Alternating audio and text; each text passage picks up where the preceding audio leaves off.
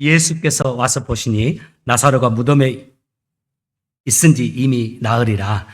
베다니에 예루살렘에서 가깝기가 한 5일쯤 되매 많은 유대인이 마리아와 마리아에게 그 오라비의 일로 위문하러 왔더니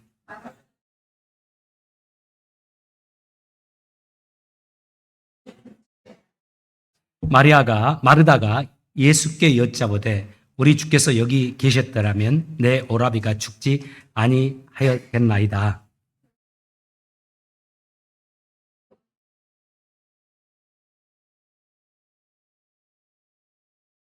예수께서 이르시되 내 오라비가 다시 살아나리라. 마르다가 이르되 마지막 날 구할 때는 다시 살아날 줄을 내가 아나이다.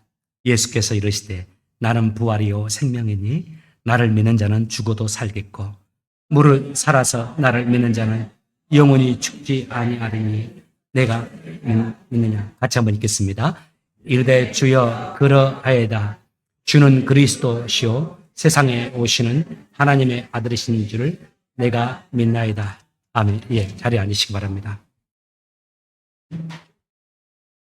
우리 형제님이 한국 가면 꼭 연락하라고 하셨어요. 진짜 연락해도 좋을 것 같습니다. 우리 진해에 계시는데,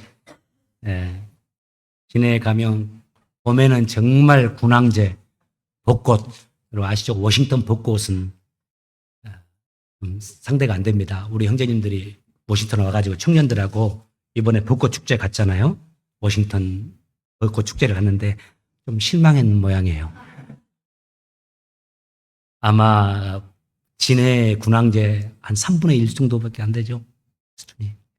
군항제 맞춰서 한번 가보시고 그것이 또 이렇게 바닷가 가까이 있고 그렇습니다. 회도 좋고 합니다. 여러분들 방문하셔서 좋은 교제 나누시기 바랍니다. 여기서는 이분들이 조금 미국에 익숙지 않으니까 우리의 도움을 받지만은 거기서는 또 뭐 지휘관 들이시고 이런 분들입니다. 가시면은 좋은 시간들 많이 가질 수 있을 겁니다. 교제해 주시길 바라겠습니다. 하나님 말씀 들어갈게요. 5년 전에 부활절에 제가 여러분에게 소개했던 한 사람 소개하면서 갈게요. 이분이 변호사입니다. 버지니아 주지사도 했던 분이에요. 그리고 미국 독립선언서에 서명했던 분 중에 한 사람이죠. 그리고 미국의 건국의 아버지. 윌리엄 메리 우리 첫째 딸 학교 졸업했어요. 그리고 우리 현서 어딨나? 현서가 가게 될 UVA 설립자입니다. 미국인들이 가장 존경하는 대통령 가운데 한 사람으로 꼽히는 분, 토마스 제퍼슨이라는 분 여러분 아실 겁니다. 과거에 이분에 대한 기독교인들의 평가가 일치하지는 않았어요. 좋은 그리스도인이다. 아니다. 그런데 이분이 스스로 자기는 그리스도인이다. 나는 기독교인이다. 이렇게 말을 했거든요. 지금도 이분이 기독교인인가 하는 것에 대해서 기독교 범주 안에 있는 분들 가운데 이 토마스 제퍼슨에 대한 평가가 좀 다릅니다. 여러분 지금 파리가 큰 게 날아다니네요. 점심 같이 먹으려고. 여러분 그냥 저에게 집중하시면 돼요. 오늘날에도 그리스도인들이 이 토마스 제퍼슨이 그리스도인인가 예수 믿는가 안 믿는가 하는 그 질문들을 던졌을 때 평가가 달라요. 그런데 이 질문을 가지고 볼 때 우리의 주목을 끄는 부분이 있습니다. 이분이 편집한 성경이 있어요. 제퍼슨스 바이블이라는 책이 있습니다. 이분이 마태마가 누가 요한복음 사복음서 가운데 꼭 사람들이 들어야 하고 들을 만한 이야기다 하면서 사람들에게 소개하고 싶은 예수, 꼭 사람들이 이런 예수는 알아야 한다 하면서 책 한 권을 이렇게 편집했습니다. 사복음서에 있는 부분들 가운데 꼭 자기가 사람들이 알아야 하고 자기가 소개시켜주고 싶은 예수라는 그 부분들만 발췌해가지고 편집해서 책을 만들었어요. 형제님 띄워주세요. 이 책이요. 제퍼슨스 바이블 한국에서도 번역이 됐습니다. 예수의 삶이라는 제목으로 번역이 됐는데 영어로 처음에 쓰였지만 헬라어로도 번역이 됐고 라틴어로도 번역이 됐어요. 프랑스어로도 번역이 됐습니다. 약 82페이지밖에 되지 않아요. 제가 준비를 안 해줬나 봐요. 이분이 헬라어, 히브리어, 라틴어까지 어느 정도 공부를 하는 아주 똑똑한 지식인이죠.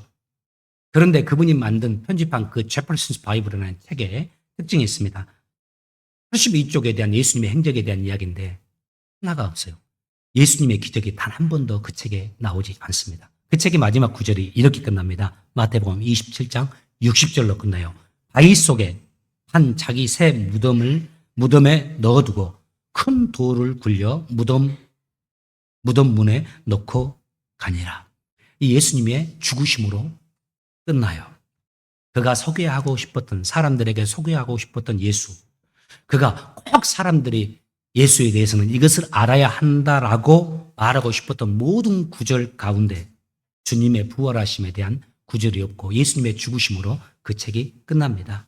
여러분, 이 책을 내용을 보면서 어떤 생각하실지 모르겠어요. 그분이 진짜 예수님 믿는 그리스도인이었을까요? 오늘 본문에 주님께서 직접 자신에 대해서 주님이 직접 이렇게 말씀하세요. 나는 부활이요 생명이다. 나는 부활과 관계가 있다. 나는 부활을 잘한다. 이런 말씀 아니에요? 나는 생명과 관계가 있다. 나는 생명을 잘한다. 이런 말씀 아닙니다. 주님 말씀하신 거. 나는 부활 자체다. 나는 생명 자체다. 나는 부활을 주관하는 자다. 나는 생명을 주관하는 자다. 나는 다른 일을 부활케 하고 나는 다른 사람에게 생명을 부여하는 자다. 모든 생명체에게 생명을 부여하는 자라고 말씀합니다. 오늘 본문을 생각해 보십시오. 나사로가 병이 들었습니다. 심한 병에 들어가서 죽어가는 상황이에요. 여러분, 나사로가 누굽니까? 주님을 사랑하는 사람입니다. 그냥 사랑하는 거 아니에요. 나사로에 누이들이 있죠. 2명, 여러분 기억납니까? 마리아, 그 유명한, 그리고 마르다. 이 나사로, 그리고 마리아, 그리고 마르다. 이 3명 다 한 가족이 주님을 뜨겁게 사랑했었어요. 가족 모두가 그렇게 주님을 뜨겁게 사랑하는 것 정말 우리의 소원이죠. 여러분 가운데 지금 고개를 끄덕거리는 분들이 꽤 있네요. 이게 쉽지 않은데 이 가족이 그렇게, 이 남매들이 다 주님을 뜨겁게 사랑했어요. 그뿐만이 아니에요. 이 사람들이 이 나사로를 주님이 그렇게 사랑했어요. 요한복음 11장 5절에 보면 이렇게 말합니다. 예수님께서는 마르다와 마리아 그리고 오빠 나사로를 사랑했습니다. 다시 요한복음 11장 5절 예수님께서는 마르다와 마리아 그리고 오빠 나사로를 사랑하시더니 예수님께서 이 가족을 다 사랑했대요. 나사로도요. 그리고 요한복음 11장 36절에 보면 이제 주변의 사람들이 이렇게 말을 하는 거예요. 유대인들이 말했습니다. 예수님께서 나사로를 얼마나 사랑하셨는가 보라. 나사로가 주님을 진짜 사랑했던 사람이요. 이 가운데 주님 사랑하는 분들이 있죠. 목사로서 여러분 볼 때 진짜 주님을 사랑하는 사람 보면 나는 제일 좋아요. 나사로가 정말 주님 사랑했어요. 그리고 또 주님이 나사로를 그렇게 사랑했어요. 다른 사람들이 보고 알 만큼, 그렇게 말할 만큼 진짜 예수님이 저 나사로 사랑하는 사람이다요. 그런데 여러분 성경을 보세요. 이 말씀 주목해 보세요. 그렇게 주님을 사랑하는 나사로, 그리고 주님이 그렇게 아끼고 사랑하는 나사로가 오늘 죽을 병에 걸려 있어요. 여러분 기억하십시오. 다시 말합니다. 주님을 사랑하는 이들도 병에 들기도 합니다. 주님을 사랑하고 주님이 사랑하는 사람들도 때로는 병들고 또 어려운 일을 만나기도 합니다. 그러니까 우리 형제들 가운데, 믿음의 사람들 가운데 고난 만난 사람들이 있을 때 여러분 행여라도 정죄하는 생각이나 정죄하는 말을 쉽게 해서는 안 돼요. 그리고 또 본인 정작 내가 고난을 당했을 때 절대 실망치 말아야 됩니다. 주님이 나를 사랑하지 않는가 보다. 절대 이런 생각 품지 말아야 돼요. 흔들리지 말아야 됩니다. 그 고난이 아무리 힘들고 어렵고 세차더라도 절대 망가지면 안 됩니다. 그럴 때일수록 내가 인생에 더 하나님이 내게 기도할 때라고 하시는구나 하면서 주의 성전을 찾아서 기도하면서 하나님 의지하고 기도하면서 그 시간을 보내야 되는 거죠. 다시 본문으로 돌아갑니다. 나사로가 병들었잖아요. 그래서 그의 누이들이 사람을 급히 예수님께 보냅니다. 왜요? 예수님의 능력을 알잖아요. 예수님이 병든 자를 다 고치시고 귀신을 쫓아내시고 무리를 걸으시는 만한 능력이 있는 분은 아니까요. 죽기 전에 예수님이 오셔서 오빠를 고쳐 주실 수 있기 때문에 예수님에게 오빠 나사로가 고난을 신음하고 있을 때 예수님에게 사람을 보냅니다. 어서 와서 우리 오빠 고쳐달라고요. 주님께 그 소식이 들렸어요. 사람이 와서 말해주니까요. 그 소식을 들었을 때 예수님은 요단강 동편 베레아라는 지역에 있었습니다. 나사로가 살았던 것은 예루살렘 근처, 요단강 서편에 있는 예루살렘 근처 베단이라는 지역이거든요. 예루살렘이 오늘날로 본다면 워싱턴 같은 이스라엘의 수도입니다. 그런데 수도에서 살지 못하는 사람들의 외곽으로 밀려나서 가난한 사람들이 살던 도시가 베단이었어요. 자, 예수님이 지금 계시는 요단 동편의 베레아에서 지금 나사로가 살고 있는 베다니까지 약 24마일 정도 됩니다. 당시에는 지금과 같은 자동차가 없었잖아요. 또 약간의 산지들이 있어요. 좋은 길이 그때는 놓여있지 않는 상황이니까 건강한 사람이 쉬지 않고 걸어도 이 베다니에서 베레아에서 베다니까지 약 8시간에서 10시간 정도가 걸린다고 그래요. 건강한 사람이 쉬지 않고 빨리 걸어도요. 혹은 조금 여유를 갖고 걷는다면 약 1.5일 정도 소요된다고 합니다. 결코 짧지 않는 거리죠. 나사로가 지금 죽어간다는 이 소식을 예수님께 사람이 전해주러 왔어요.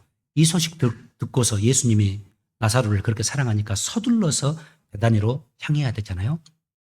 그런데 주님의 반응 여러분 어떻습니까? 요한복음 11장 6절에 보면 주님이 베다니로 가지 않습니다. 그냥 베레아 지역에 그대로 머물러 있어요. 그리고 그것도 베다니로 가지 않고 베레아 지역에 이틀이나 더 머물러 계세요. 우리 주님이 병든 자, 연약한 자를 불쌍히 여기시는 주님이잖아요. 그런 주님의 모습으로는 좀 이해가 되지 않는 모습입니다.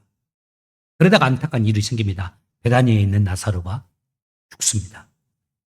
그래서 주님이 베다니에 오시게 되는데 주님이 베다니에 오셨을 때는 나사로가 죽은 지 4일이나 지난 상황이었어요. 예수님이 늦게 오신 겁니다. 뒤늦게 오신 예수님을 만나서 마리아 마르다가 슬피 우면서 말하잖아요. 주님이 여기에 계셨으면 우리 오빠가 죽지 않았을 텐데 하면서 웁니다. 그때 주님께서 네 오빠가 살아날 것이다 말씀하죠. 그리고 나사로야 나오너라 하시면서 나사로를 살리는 이야기, 불신자들도 다 아는 스토리입니다. 자, 그런데 여기에 포인트가 되는 질문 하나가 있어요. 여러분, 우리가 이 본문을 보면서 의문 하나를 가질 수가 있죠. 왜 주님은 늦게 오셨을까? 왜 주님께서는 그렇게 지체하셨을까? 유대인들이 좋아하는 또 사랑하는 책 가운데 탈무드라는 책이 여러분 잘 아실 거예요. 하나님을 섬기는 유대인들의 삶의 지침서입니다. 지금도 유대인들이 어린 아이들부터 어른까지 다 가까이 하면서 읽는 교훈들이에요. 이 탈무드라는 책은 성경을 기반으로 해서 성경의 지식, 삶의 지식, 지혜들을 모아놓은 책이에요. 유대인들이 어릴 때부터 아이들에게 가르치고 성인들도 이것을 읽으면서 삶의 통찰력을 얻고 지혜를 얻는 책이죠. 그런 탈무드에 우리 인간의 생명에 대한 이 구절이 있습니다. 사람이 죽으면, 탈무드에 이런 글이 있다는 거예요. 사람이 죽으면 3일 동안은 그 영혼이 시체에 붙어 있다. 죽은 지 4일째 되는 날에 비로소 그의 영혼이 떠나게 되고, 그래서 그 사람의 생명은 끝이 난다. 4일째 되면 다시는 돌아오지 못한다. 사람이 죽은 지 4일째는 완전한 사망에 이른 것이다. 어린 시절부터 탈무드로 교육받았던 유대인들은 알고 있는 상황입니다. 성경이 말해요. 말씀드린 대로 예수님이 나사로가 죽은 지 며칠째 나사로에게 왔다고요? 17절에 보니까 예수님께서 나사로의 집에 도착했습니다. 그때 나사로는 이미 죽어 무덤 속에 있은 지 사흘이나 였습니다. 라고 말을 해요. 우리 주님이 얼마든지 이전에 올 수 있었습니다. 그런데 그러지 아니하셨어요. 어떤 면에서는 주님께서는 이때까지 기다렸다고 할 수 있을 겁니다. 모든 사람들이 나사로의 죽음을 의심할 수 없는 상황까지요. 모든 사람들이 이제 나사로는 다시 살아날 수 없고 돌아올 수 없다라고 죽음을 인정하는 나흘째 되는 날까지. 그날 완전한 사망에 이른 나사로를 향해서 주님이 오셔서 말씀하세요. 나사로야, 나오너라. 그리고 사망 속에서 나사로를 살립니다. 그 다음 주님이 이제 하고 싶었던, 가르치고 싶었던 그 말씀을 이렇게 합니다. 25절. 나는 부활이요 나는 생명이다. 나는 영원히 사는 자요 나는 영원한 생명이다.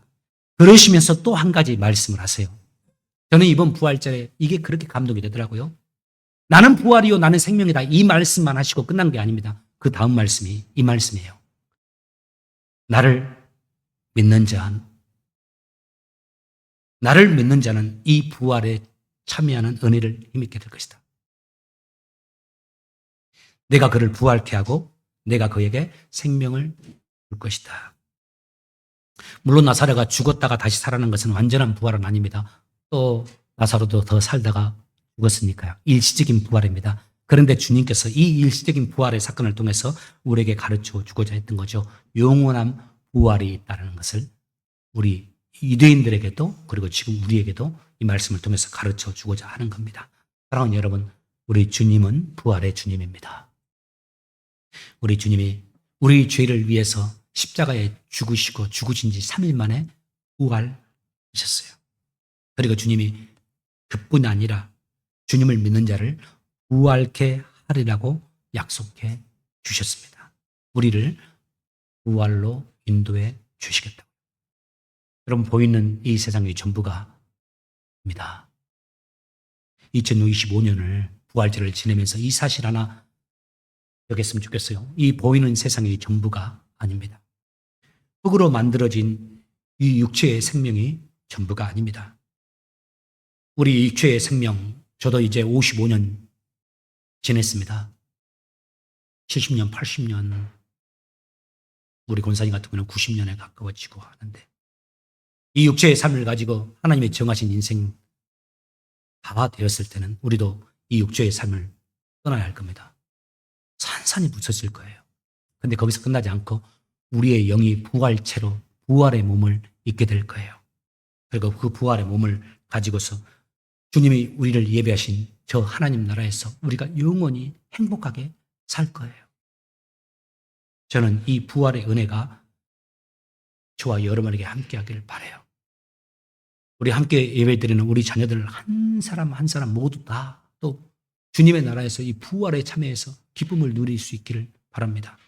저의 에피소드 하나 말씀드리고 또 말씀 마치고자 해요. 목회를 하면서 종종 건강에 대해서 과도한 염려, 과도한 상상을 하는 분들을 봅니다.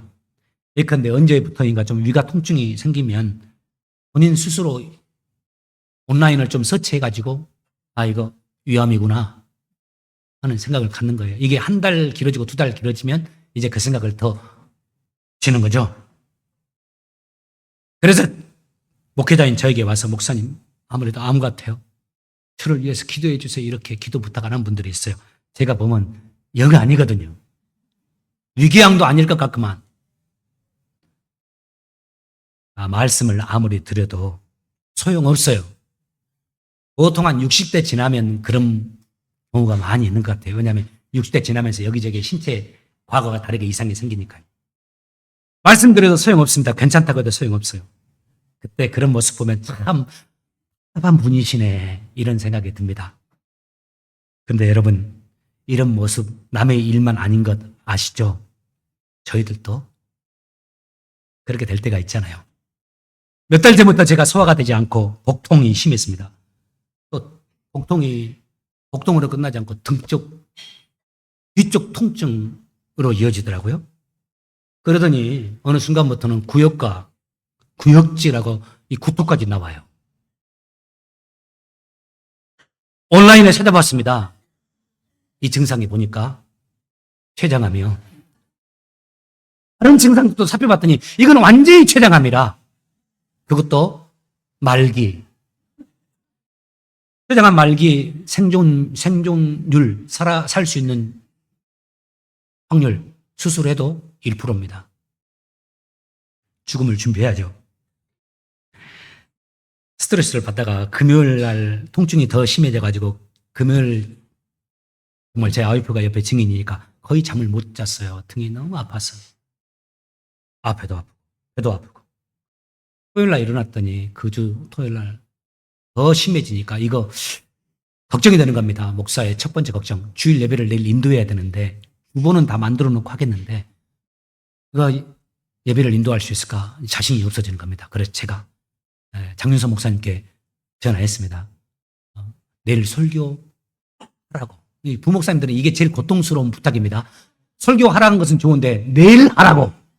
갑자기. 그래서 목사님이 설교 좀 걱정을 했는데 너무 은혜로운 설교 전해주셨잖아요. 우리 김선아 형제님이 첫 교회에 왔대요. 그 주에. 근데 그때 그냥 쇼킹한 거예요. 큰 은혜를 받았다고 그래요. 그렇게 예배를 드렸어요. 그리고 그 다음 주에 우리 주치 선생님이 저를 불러가지고 이제 가서 지를 받았는데 췌장암 아니래요. 나는 췌장암 같은데 전혀 아니라고 하면서 가볍게 보내시더라고. 그래도 나는 아니 뭔가 있는 것 같은데 생각했어요. 그러다가 알게 됐어요. 그 통증의 원인을. 제가 한 20년 넘게 메모리폼, 그 20년 넘은 메모리폼, 유학생들이 리버티에서 돌고 돌았던 그 메모리폼을 제가 물려받아가지고 그거 사용했었거든요. 이번 겨울이 많이 추웠잖아요. 여러분, 연료비도 많이 올랐죠.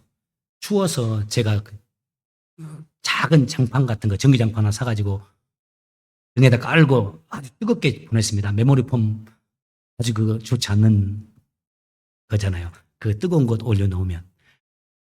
갑자기 그 생각이 드는 거예요. 그래서 메모리폼을 이렇게 바꿔보았습니다. 첫째는 우리 작은 아이 방에 가서 내 침대에서 안 자고 아이 방에 가서 잤더니 다음날 통증이 많이 사라졌어요. 이틀을 잡았더니 통증이 거의 없어졌어요. 그 메모리폼이 가고 이 메모리폼을 찢어봤더니 완전히 메모리폼이 폼같이 막 바삭바삭 된 상태. 메모리폼 바꾸고 나서 매트리스 바꾸고 나서 감쪽같이 통증이 사라졌습니다. 제가 췌장암일 가능성이 농후하다고 생각했어요. 그것도 말기. 저의 몸에 동반되는 일련의 증상들을 온라인에서 검색하면서 췌장암이라는 결론에 이르렀어요. 참 우스운 일이에요. 그런데 지금 제가 말씀드리고자 하는 바가 중요합니다. 제가 이번 일을 통해서 제게 참 감사한 것 두 가지가 있었어요. 첫 번째, 우리 가족에 대한 감사합니다. 제가 죽을 것 같은 생각을 하니까 제일 걱정되는 거, 제 아내가 걱정되더라고요.